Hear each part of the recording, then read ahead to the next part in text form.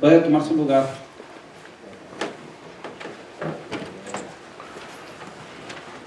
Muchos quizás no conozcan la historia de Saulo de Tarso, ¿verdad? Acuérdense que se les decía por decir Saulo de Tarso o Jesús de Nazaret, porque ese es un término técnico que se dice gentilicio. Por así vamos a decir, mi amigo es de Tulsa. En ese entonces se le decía Alejandro de Tulsa, para poder distinguir, ¿verdad? En ese tiempo se usaban ese término que se llama gentilicio. Entonces Pablo pues era de Tarso, una ciudad muy próspera, una ciudad muy educada, una ciudad de alto nivel, ¿verdad? De estudiosos, y él provenía allí.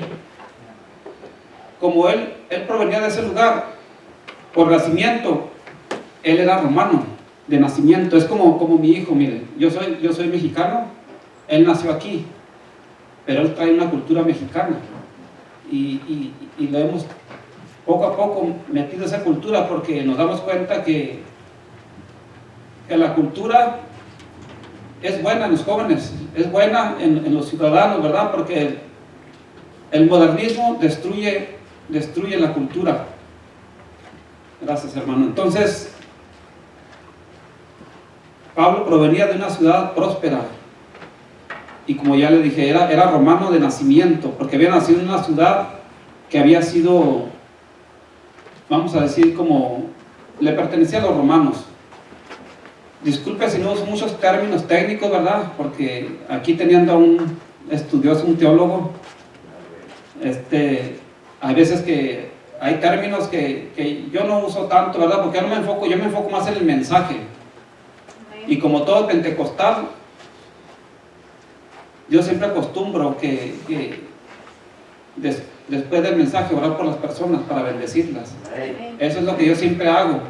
Entonces, hoy me voy a enfocar, y quizá mi prédica va a ser una de las más cortas de mi vida, porque yo siempre acostumbro a predicar 2 horas mínimo. De verdad, hermano, yo siempre predico bien tarde, hay veces que hasta se me empiezan a dormir.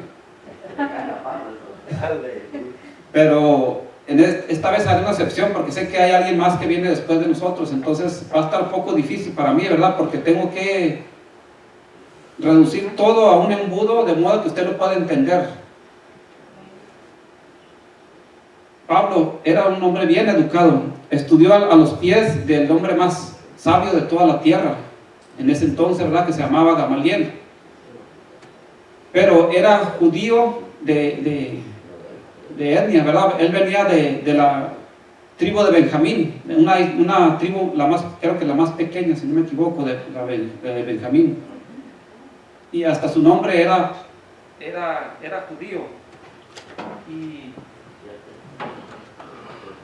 de hecho su nombre viene, así está bien, hermano, no se preocupe, así está bien. De hecho su nombre venía del primer rey judío, Saúl. Entonces por eso es Saulo, porque él era judío, ¿verdad? Pero también los griegos tenían una educación muy, muy próspera, y de las mejores de esos tiempos, eran los mejores los griegos, y por eso le pusieron también Pablo, ¿verdad? Porque es un nombre griego. Pablo dominaba el griego, el hebreo y el latín de los romanos, ¿verdad? No estamos hablando de una persona inculta, una persona que diga, es que todos los cristianos son ignorantes, es que todos los cristianos son pura gente viejita y sin estudio. Yo le estoy describiendo a uno de los hombres más sabios que en esos tiempos existió, ¿verdad? Era un hombre extremadamente inteligente y sabio. Fíjese que en esos tiempos los judíos de 5 a 9 años ya sabían los primeros 5 libros del Pentateuco, a los 5 años de edad. Yo a duras penas sé algunos versículos, ¿verdad? No sé usted, pero yo le estoy hablando de un hombre que se lo estoy describiendo, entre más, usted se dará cuenta que era una persona muy, muy, que quizás tuvo que haber sido a lo mejor hasta un presidente, ¿verdad? Porque ve que muchos presidentes están, pero no por inteligentes, ¿verdad? Están por otras cosas, pero ese es otro tema. Judío de raza, pero de romano, porque nació en un lugar, ¿verdad?, romano, de nacimiento. De alguna manera, él no conoció nunca a Jesucristo. Ya había muerto Jesucristo aproximadamente 2 años, por ahí más o menos, ¿verdad? Nunca conoció a Jesucristo, pero sí conoció lo que Jesucristo transmitía a los judíos de ese entonces, ¿verdad? Sí conoció, llegó hasta los oídos de él las enseñanzas de Jesús, y eso le molestaba a él. Pero usted dirá, ¿por qué le molestaba? Bueno, en ese entonces los romanos tenían acaparado toda la, vamos a decir, gran parte de la tierra, ¿verdad? Su reino era muy estratégico y era muy inteligente los romanos, y tenían acaparado todas las ciudades grandes, las ciudades pequeñas, todo tenían acaparado. Y ellos tenían un sistema muy diferente a los demás. Ellos dejaban que tú tuvieras tu religión, porque eso iba bien con ellos. Ellos decían, mientras tengan a sus dioses, está bien. Todos los demás tenían que hincarse y honrar al emperador. Pero hicieron una excepción. En ese entonces el César hizo una excepción y dijeron, ustedes pueden continuar con su Dios, pero veo que su religión es muy tranquila, que no causa revoluciones, que no hace violencias, que nada de eso. Entonces pueden tener su religión, pero siempre y cuando respeten al César, ¿verdad?, que era Tiberio y Augusto en ese entonces. ¿Cuántos han oído hablar de Julio César? El emperador, el César. 100 años atrás fue de los emperadores más grandes que hubo, ¿verdad? Y César nada más es un título, es como decir era un rey, el emperador pues era un rey. Ellos los dejaban adorar a su Dios, que era Jehová de los ejércitos. Inclusive les dejó tener un templo. Haga de cuenta que un templo aquí, ¿verdad?, como si este fuese el templo, y se podían reunir los judíos, pero les encargaron que no hicieran violencia, que no hicieran nada que atentara contra el emperador. Y en esa época nació Jesucristo, y en esa época empezó a crecer el cristianismo. Era un tiempo muy difícil, porque los que estaban a cargo del templo eran los saduceos. Ellos eran de mucho dinero, eran muy estudiados también. Y los fariseos eran de más bajo nivel, pero estaban a cargo de todo lo que se hacía en el templo, pero hacían cosas que no estaban de acuerdo a lo que estaba escrito. Las hacían de una forma que sacaban ventaja de la gente. Los hacían de una forma que decían, tienes que hacer esto, pero ellos no lo hacían. Entonces cuando viene Jesucristo y les empieza a enseñar exactamente cómo debe de ser, había discrepancias y había desórdenes.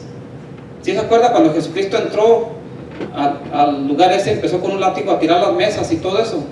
Porque la casa de Jehová de los ejércitos la usaban para negocio, la usaban para hacer sus cosas, ¿verdad?, sus negocios. ¿Cuántos se acuerdan cuando a Jesús le pusieron una trampa? Esos hombres, los saduceos y los fariseos, le pusieron una trampa a Jesús, y que le dijeron, es bueno pagar el impuesto al César. Y ellos querían que Jesús dijera, no es bueno, para que dijeran, ya ves, mira, andan enseñando cosas que no están de acuerdo a lo que tú nos mandas. ¿Y qué dijo? Esa famosa frase, dad al César lo que es del César, y dale a Dios lo que es de Dios. Esa frase es de él, de Jesús. Amén. Entonces vemos constantemente que lo están tratando de poner entre la espada y la pared, ¿verdad?, a Jesús, porque está atentando contra las ganancias del templo, está atentando contra el bienestar de ellos, cuando se suponía que ellos tenían que dirigir al pueblo de Dios, a los judíos, ¿verdad? Cuando se suponía que ellos tenían que predicar y hablar del Dios que abrió el mar rojo. Todo lo hacían a conveniencia de ellos, para tener más dinero, para tener más poder. Por eso es que ellos esperaban un rey poderoso que los librara de los romanos. Por eso es que cuando Jesucristo vino como rey, nunca le conocieron, porque decían, ¿cómo va a ser rey ese? El rey que estamos esperando tiene que ser un rey poderoso, que venga en su caballo y que derribe a los romanos. Por eso nunca le conocieron. A Jesucristo no lo recibieron como un rey, ¿verdad? Y Saulo viene de esa generación, de esos fariseos y de esos saduceos. Entonces, Jesús está enseñando, ya ha enseñado a varios discípulos y se ha diseminado toda esa enseñanza. ¿Cuántos se recuerdan cuando, no sé en qué ciudad, que dicen, esos cristianos han llegado hasta acá, esos locos cristianos han llegado hasta acá? Se dispersaron por todo lado el cristianismo, ¿verdad? Las enseñanzas auténticas de Jesús, por todos lados se dispersaron. Y vemos que el apóstol Pablo sale de ellos y va y pide cartas al que está encargado del templo. Le dice, dame cartas para traerlos a rastras aquí, para matarlos, para que sirvan de escarmiento y que no sigan enseñando eso. Saulo era, vamos a decir, el brazo ejecutor de los saduceos y los fariseos, de los encargados del templo, de los encargados de dar el alimento espiritual al pueblo de Dios, pero lo estaban haciendo de una manera equivocada. Saulo, vamos a decir que trabaja para ellos y va camino a Damasco, dice la escritura, va camino a Damasco con la intención de encontrar cristianos. En ese entonces le decían los del camino, ¿verdad? Que es lo mismo los cristianos. Y para traerlos y exponerlos y golpearlos y que los maten para que ya no sigan predicando. Y él va con esa intención, dice respirando, ¿verdad? Dice, fíjese cómo dice la palabra de Dios, dice respirando.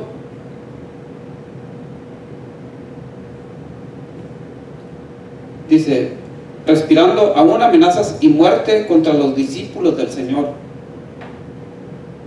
Imagínese ese hombre encolerizado, iracundo, respirando. Dice que él respiraba ese odio contra los cristianos, porque él creía que estaba bien. Él sabía los 5 primeros libros de la Biblia, ¿verdad? El Pentateuco, él lo sabía. Él había estudiado de los más sabios fariseos. Era fariseo de fariseo. Él era una persona culta, una persona, para ponerse a discutir con un griego en aquel entonces era algo excepcional. Usted se ponía a discutir con Aristóteles, Séneca, todos esos, nada que hacer, ¿verdad? Aún pasados 2000 años seguimos hablando de esos grandes filósofos griegos. Pues el apóstol Pablo podía discutir con ellos y los hacía enojar y hasta lo querían matar, ¿verdad? De la sabiduría que tenía el apóstol Pablo, porque era un hombre extremadamente inteligente y sabio. Pero, vamos a decir, estaba en el templo, pero con una mentalidad equivocada. Aparentemente estaba del lado de Dios, pero estaba equivocado, estaba mal. ¿Cuántos de nosotros estamos muchas veces en la iglesia, pero estamos mal? Creemos que conocemos a Dios, pero estamos mal. Creemos que servimos a Dios, pero estamos mal. Él creía que estaba sirviendo a Dios, él creía que estaba haciendo las cosas buenas. Imagínense, es como el Islam. Para empezar, el Islam significa sometimiento. O sea, ¿sometimiento a quién o a qué? A un sistema. El Islam, si tú agarras una bomba y vas y te matas junto con otros, eres un mártir, te vas directamente al paraíso, ¿verdad? Entonces le digo eso más o menos para que usted se dé una idea de lo que Pablo creía fervientemente. Y él creía que tenía la razón, creía que estaba en lo correcto.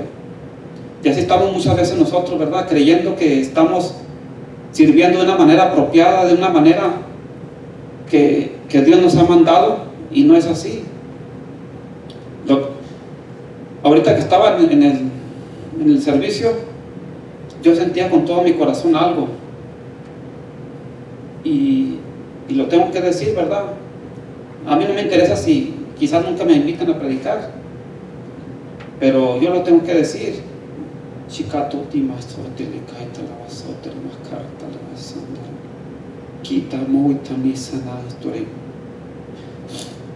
Mi esposa estaba muy sensible, y ella, aún sin hablar, el Señor me dijo lo que ella quería decir a través del Espíritu Santo. Y te voy a decir que es: si yo soy tu Señor, ¿dónde está mi honra? Tú tienes tu perfume, pero no lo depositas, no lo derramas, tú lo guardas para ti. cuando estábamos cantando ese canto. Hoy derramamos el perfume o no sé cómo iba, pero no es así. No lo hacemos porque hay apatía en nuestros corazones. Entonces muchas veces creemos que estamos sirviendo a Dios, pero no es así. Saulo, ¿verdad? Porque primero es Saulo, y yo busqué, pero en realidad no se le cambia el nombre, sino que tenía dos nombres, Saulo de Tarso, ¿verdad? O algunas veces el Espíritu Santo le llamaba Pablo o Saulo. Muchos han predicado que le cambió el nombre, pero Saulo quiere decir como pedido a Dios, ¿verdad? ¿Se acuerdan cuando pidieron a un rey? Los judíos pidieron un rey que se llamaba Saúl. Entonces es algo semejante, pedido a Dios, Saulo. Y Pablo es pequeño. Entonces me llama la atención que primero Dios lo pide para algo, ¿verdad? Viene al conocimiento de Jesucristo, Pablo se cree pequeño. Yo le di esa conexión, ¿verdad? Quizás yo nunca la he escuchado, pero le di esa conexión estudiando en la mañana. Cuando van el camino, muchos dicen que no iban caballo, otros que sí. Son discusiones que a mí no me gusta perder el tiempo en eso, ¿verdad? Yo sí creo que iban un caballo, porque acuérdense, trabajaba para alguien poderoso. Para ir de un lugar a otro, para transportarse, tenía que tener algún caballo o algo, ¿verdad? Y siempre llevaba gente con él, romanos, ¿verdad? Centuriones. ¿Cuántos se recuerdan de los centuriones? Entonces, si había que traer gente, había que traerla inmediatamente. Me recuerda ahorita a un chaparrito que andaba en Minnesota, rodeado de gente así, que se robaba el espectáculo por todos lados. Ese era Pablo, ¿verdad? Así más o menos me lo imaginaba yo cuando estaba estudiando. Sí saben de quién estoy hablando, ¿verdad? Que se sentía poderoso, ¿verdad? Que andaba agarrando gente aquí y allá y haciendo cosas. Así andaba Pablo, ¿verdad? Rodeado de romanos. Y cuando va el caballo, de repente una luz le sale del cielo y lo tira a tierra, ¿verdad? E inmediatamente, fíjese, lo que resalto mucho yo del apóstol Pablo es algo que me llama mucho la atención. Pablo sabe obedecer órdenes al pie de la letra. ¿Alguien me podría decir por qué? ¿Por qué cree usted que Pablo ha aprendido a recibir órdenes al pie de la letra? Porque sabe dónde está la autoridad. Y la autoridad se recibe cuando tú te sujetas a la autoridad, cuando hay un poder detrás de la autoridad. No sé si me explico bien. Dice, ¿quién eres? Le dice, ¿quién eres? Esa voz le dice, ¿por qué me persigues? Le dice, Jesucristo, ¿verdad? Le está hablando. Acuérdense que Jesucristo ya murió. No quiero también meterme mucho en eso, pero sé que me están entendiendo. ¿Cuántos están entendiendo? Le dice, Saulo, Saulo, ¿por qué me persigues? Le dice, ahí en el suelo tirado. Le dice, ¿quién eres? Dice, yo soy Jesucristo, ¿verdad? Yo soy Jesús. Le dice, duro te es dar patadas al aguijón. Ahí hay muchas cosas de las cuales le voy a decir al menos unas dos para que usted pueda entender el aguijón. ¿Cuántos han visto cómo araban la tierra? Que tenía como un pico así en la tierra y estaba amarrado a un buey. Entonces él está hablando, duro te es dar cosas, patadas al aguijón. O sea, el que iba arriba de ese haciendo el surco llevaba una vara y con una punta de hierro afilada enfrente, y cuando el buey no quería caminar o se quería desviar, con ese le picaba las costillas o le picaba las piernas, ¿verdad? Entonces entre más se obstinaba, pues más lo picaban. Entonces por eso le decía, Jesús le está diciendo, ese era un refrán griego, decía, como en nosotros, en los mexicanos, diría, a ver, ayúdenme, un refrán que diga que entre más te obstines en hacer algo, más mal te va.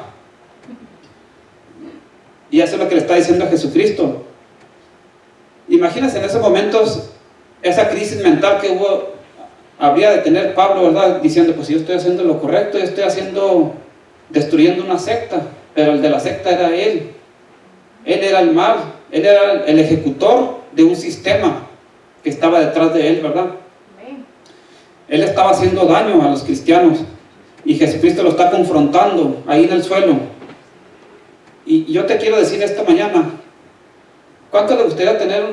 Bueno, ¿cuántos han aceptado a Jesucristo aquí? ¿Todos? ¿Quién no? Levante la mano, ¿quién no ha aceptado a Jesucristo? ¿Sí has aceptado a Jesucristo?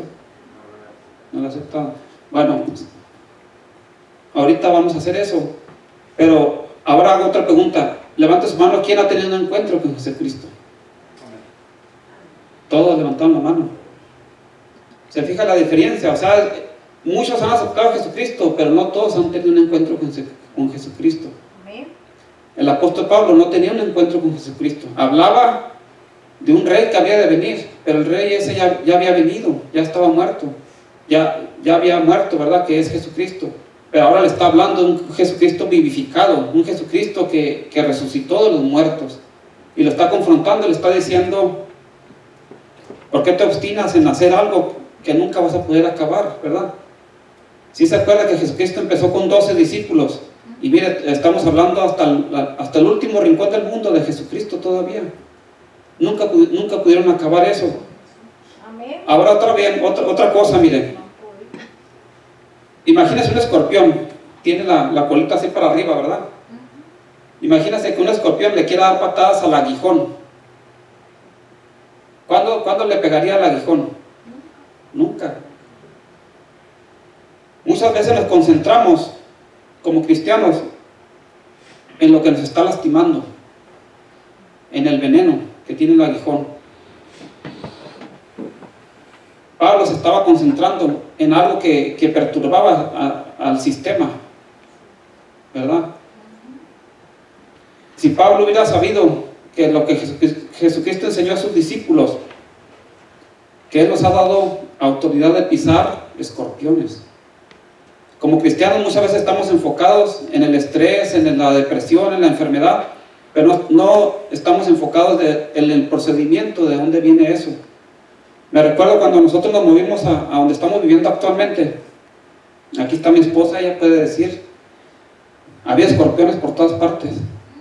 Estuvimos a punto de abandonar ese lugar, ¿verdad? Porque estaba sentado y de repente veías un escorpión por acá y de repente otro escondiéndose por allá.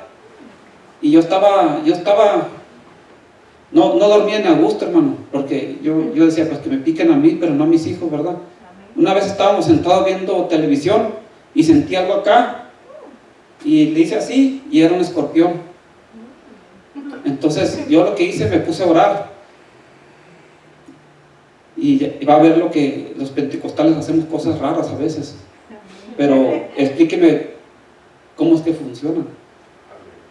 Me puse a orar y me dice el Señor,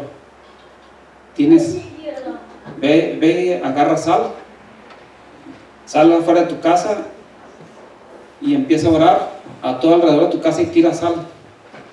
Yo lo hice porque no es la primera vez que Dios habla cosas así, ¿verdad? Y yo lo hice y hasta el día de hoy, ¿verdad? No ha salido ni un escorpión. ¿Sabe por qué? Porque nuestro Jesucristo es poderoso. Yo no me concentré yo hasta tomaba una lámpara y a veces me asomaba antes de sentarnos en la sala. Yo hubiera estado enfocado en buscar escorpiones, pero yo fui a la fuente. Señor, tu palabra dice que tú nos has dado poder para pisotear escorpiones y serpientes. Y yo tomo esa palabra y yo la creí. Así que usted tiene que creer las cosas que Dios ya nos dio, ¿verdad? Las cosas que Dios ya dijo. Yo como pentecostal, yo sé que es difícil para otras denominaciones, ¿verdad? Pero yo creo que declarar, y se lo digo, declarar es hablar hacia el frente algo que ya está escrito. Muchas veces dicen, no declares. Yo estoy declarando es hablar hacia el frente, hacia el futuro, algo que Dios ya dijo en el pasado. Decretar, sí, yo no lo creo. Decretar solamente lo hace un rey. Y el decreto ya está hecho en la Biblia. No tenemos un encuentro con Jesucristo. Venimos y hacemos la pantomima, hacemos los cantos, como que cantamos, como que no cantamos, como que leemos y como que no leemos, pero a Jesucristo no lo podemos engañar. Amén. Tú tienes que tener un encuentro personal con Jesucristo. Nadie más que tú, nadie te va a salvar más que un encuentro con Jesucristo. Pablo era una persona, como ya dijimos, bien estudiada, y aún así se dio cuenta que necesitaba a Cristo. Creo que 14 libros, hermano, hizo Pablo. 14 libros de 27. ¿Se imagina hasta dónde llegó la capacidad de un hombre que se dejó moldear de acuerdo a Jesucristo? Esos libros no los hubiéramos tenido ahorita si él hubiera sido obstinado en su camino. Muchas veces tenemos que hacer una pausa en nuestro caminar cristiano, ¿verdad? Y meditar. ¿Conozco a Jesucristo realmente? ¿O es un Jesucristo que está empañado de tradiciones? Pablo traía una tradición. Los fariseos eran tradicionalistas, ¿verdad? Acuérdense que los fariseos veían un vaso y lo limpiaban todo inmaculadamente, pero Jesús les decía: hipócritas, ustedes limpian el vaso, pero se tragan el mosquito. Entonces Jesucristo siempre estuvo combatiéndolos a ellos. Pablo se da cuenta que estaba realmente equivocado y que necesitaba más que una tradición. Nosotros necesitamos más que una tradición. Nosotros necesitamos más que venir a sentarnos y salir vacíos igual. Necesitamos más que eso nosotros. Cuando recién me convertí, yo me parqueaba por aquí, y cuando oía los cantos, yo sentía en mi corazón un gozo, un fuego, ¿verdad? De venir a adorar a Dios. Si tú no sientes eso, algo está mal. Algo anda muy mal, porque te tiene que hervir la sangre, el corazón, de estar en la casa de Dios, de venir con anhelo. ¿Cuántos dan gloria a Dios? Amén. Hay un aplauso.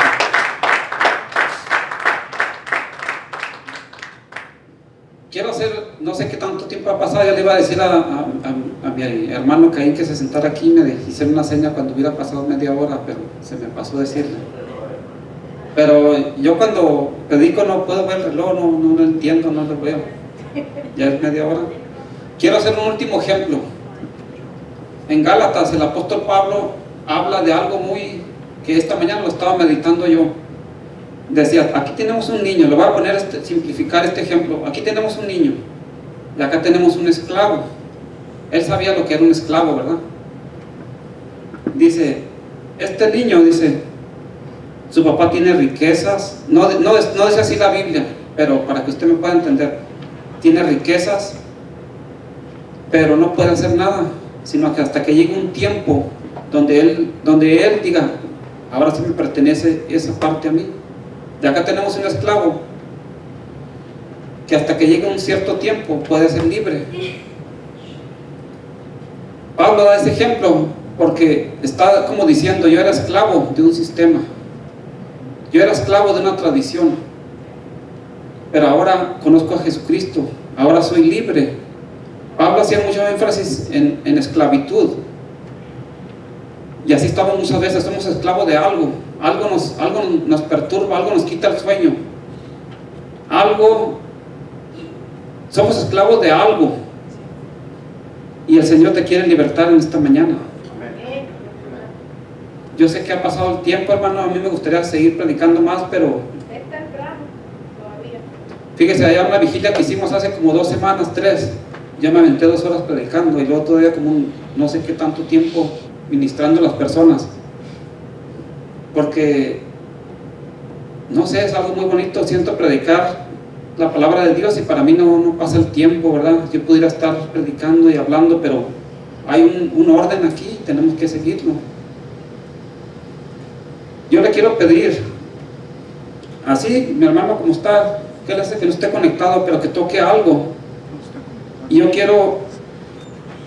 Sí está conectado, ¿eh? Yo no voy a decirte: pasa fulano de tal, pasa tú. Yo voy a hacer lo mismo que hicieron conmigo. ¿Quién quiere tener un encuentro con Jesucristo? Y que esa persona pase, ¿verdad? Yo no quiero decir pasa tú. ¿Quién quiere hacer un pacto con Jesucristo en esta mañana? Y decir, Señor Jesús, yo realmente quiero conocerte. Yo realmente necesito, anhelo conocerte, ¿verdad? Porque qué triste es venir a la casa de Dios, ¿verdad? Donde está el Dios que abrió el mar rojo, el Dios que hizo maravillas, ¿verdad? Y salir como si hubiéramos ido al Sam's o a cualquier otra tienda, ¿verdad? ¿O será que a mí antes me pasaba así? Yo sé lo que es eso, hermano. Pero cuando tú tienes un encuentro real con Jesucristo, tu vida cambia como la del apóstol Pablo. Pablo cambió y no le importó, ¿verdad? Inclusive le dijeron una vez, no vayas a Roma porque vas a perder la vida. Y él fue no importándole lo que le iba a pasar, ya sabía que iba a morir. Y le decían, no vayas para allá, vas a morir. Pero él entendió lo que Jesucristo decía, la semilla tiene que morir. ¿Para qué? Para que lleve fruto. Se dispersó más. Tú tiras una semilla de una naranja y la semilla muere y se abre, pero da vida a más fruta, más fruto, ¿verdad? Pablo entendió ese concepto, que era necesario, ¿verdad? Que a su tiempo había llegado. Así que, hermanos, si yo voy a orar por usted, lo voy a bendecir. Si usted pasa, créame lo que Dios